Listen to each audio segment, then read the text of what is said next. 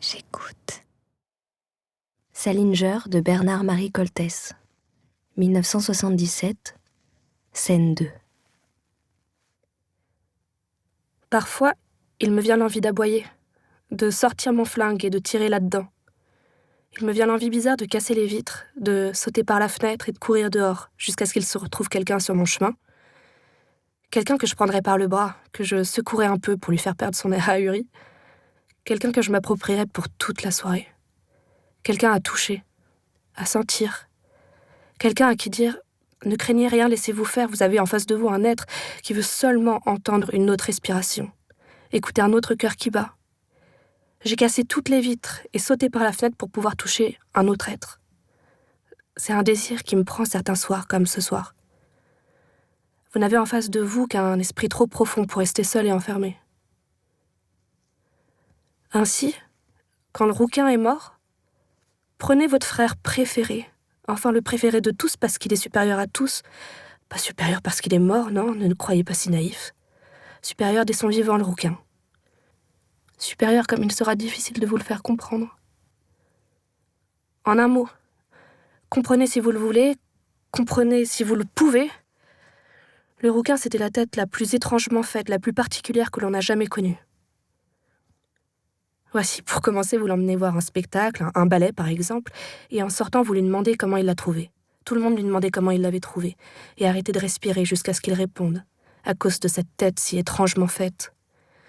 Eh bien, il ne vous dira ni ceci, ni cela, jamais ce que vous attendez.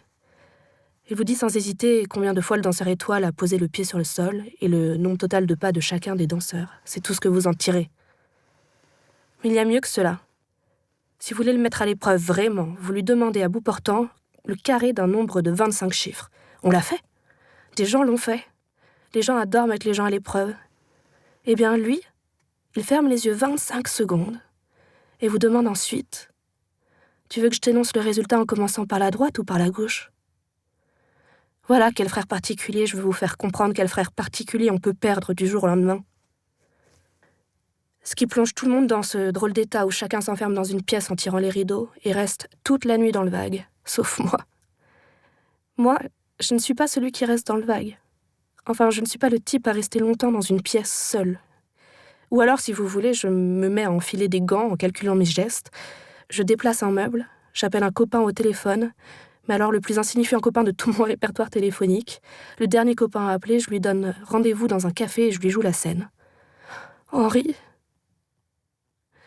Cela me touche que tu aies répondu à mon appel. Il faut que je t'avoue, Henri. Enfin, je ne vous raconte pas tout d'avance, mais en bref, je l'étoufferai dans un ouragan d'émotions, dont l'être le plus froid ne pourrait pas se relever. Les copains insignifiants adorent tout ça, et moi, je sais toucher les gens. Enfin, c'est le travail de n'importe quel comédien, même américain.